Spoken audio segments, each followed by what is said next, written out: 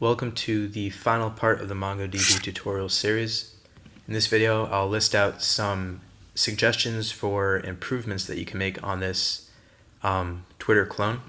As you can see, it's pretty simple and bare bones, but there's a whole lot of things you can try to test yourself to see if you've learned anything from this tutorial, and also to practice your own web development skills. So one thing you can try.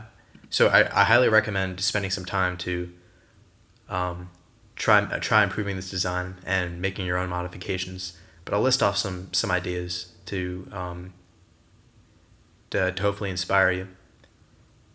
So one example is this newsfeed. You'll see that the tweets are not in most recent order. So like the most recent tweet is at the bottom here. What you may want to try to do is in your code when you're making the call to the database, well, you want to look up the PHP Mongo documentation, and you want to figure out how to sort by the date, and then also maybe you want to just get the 10 most recent tweets instead of all of the most recent tweets.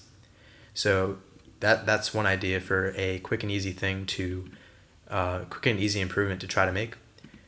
Also, the website is pretty plain, so you can have a lot of fun doing some CSS styling and making it look pretty. I'm sure that would be a lot of fun. It won't really test your MongoDB knowledge, but it will be a fun web development exercise. And then finally, you can also attempt to make it so that if you have two windows open here, and say I write a tweet in here, and I click tweet here, you can create an auto update feature where once I click tweet here, the tweet will automatically show up in the newsfeed in this other window. So those are a couple of ideas of improvements.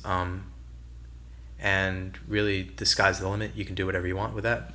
And I believe that's the conclusion of this series. That's the end of this advanced project.